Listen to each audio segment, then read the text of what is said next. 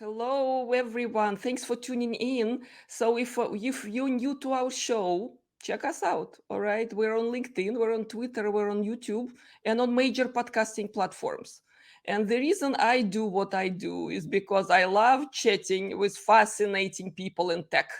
All right, and the brilliant guests on the show, they're influencers, they're practitioners, they're experts, they're leaders, both business technology side, they're entrepreneurs. All right, so I think I'm in good spot to bring brilliant minds to the attention of my audience because hey, the tech news, the tech trends, the all the involvement that we're reading about, that we're taking part on, it's still overwhelming to me. All right, I'm subscribed to hundreds of newsletters, I think, rats of publications, and yet to make sense of all these interesting things happening in tech world, I bring in practitioners like Eric Nguyen today. Eric, how are you?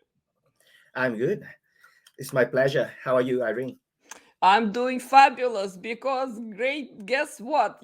My day is when I talk to smart people, I learn a bit, and when I share it with the audience out there. So, Eric, all right, I know you have practical experience. I know you are the expert in what I would call automation. Okay, it's all from business process to AI to enterprise software. Okay, this happy angle to me, right? When people are skillful and knowledgeable enough. So why don't we dive in into something that, let's say, someone who is relatively new to the domain? Okay, because there are lots of people who trying to get a hold of all the information and knowledge.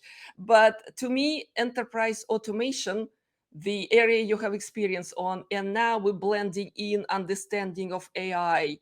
What's the state of the business there now, Eric? Thank you, Irene. I think before we jump into the conversation, is quite broad. I just like to make a step back that for the audience, I'm thinking of the audience. I would say it, don't get yourself overwhelmed with the amount of information because at this day and age, we talk about um, knowledge generated by human as well as information generated by things like ChatGPT or generative AI. So tons of it. So we can easily get lost and lose our invaluable time and effort. So for the audience, I would say when you think about the topic we're going to discuss today, always reflect with your own experience, with your own context, and see it in a very like say application in the next 3 months or even less than 3 months. Can I pick up something in a month, 4 weeks, or 12 weeks time? So if you have that in mind, you can easily filter out any broad stroke initiative and just focus on the part that you say it is valuable because you are at the end of the day the master of the journey that you're gonna make. So I hope we're gonna Excellent. proceed in that It's an direction. excellent start. Absolutely. So, Eric, in terms of enterprise automation, right? I know we started like with business process management discipline some years ago. Okay. And right now we talk about intelligent automation, even with AI insights, right? With all the capabilities that applied AI is offering to the business and technology. So, in your career, right? How did you come about, this knowledge? And maybe if you could share, some of the experiences that you've had along the way. Certainly, thank you, Irene. I'll be very quick. Maybe I would start from the end first with enterprise automation, my practical hands-on approach. So I've been through a couple of major enterprise and organization in Australia, in both the private and public sector.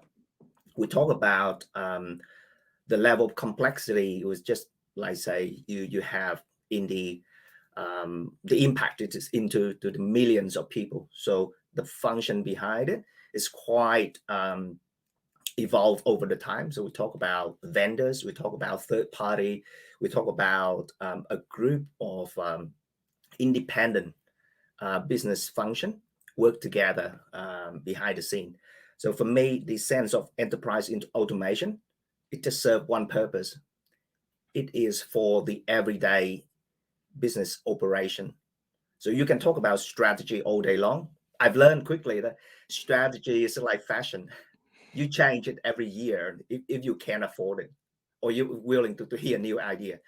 But from strategy to everyday business outcome, that is where enterprise automation play the part alone. So it's just all about, hey, we have huge demand here, highly complicated technology stack behind the scene, and in terms of, like, say, requirement business rules, it's overly complicated, and we have limited time, we have limited resource, but we have enormous customer base here. How do we solve that problem? So enterprise automation is like a glue, in the way I see it, in terms of operation.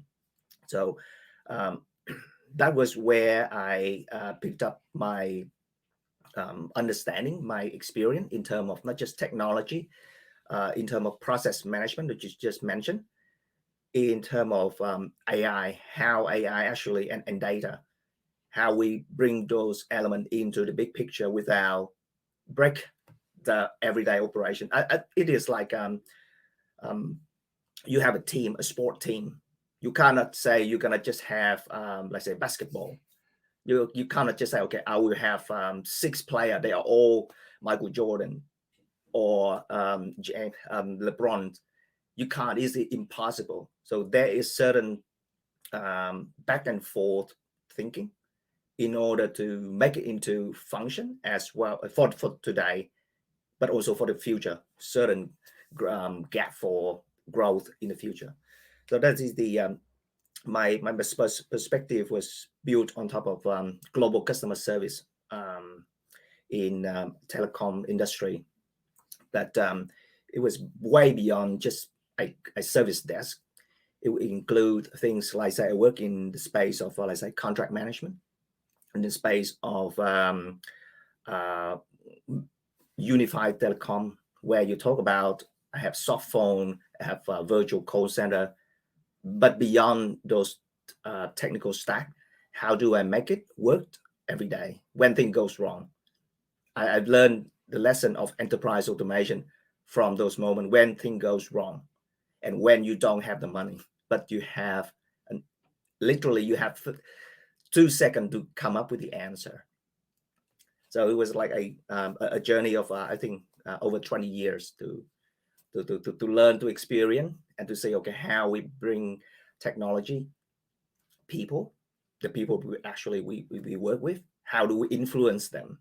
Because at this day and age, you work with people that you don't see them, or you don't have the authority to ask them to do. So you have to collaborate or convince or influence. How do you work with people? And then last but not least, it is about understanding the process that you have. The process is where you can actually scale up the impact. So that's my my journey.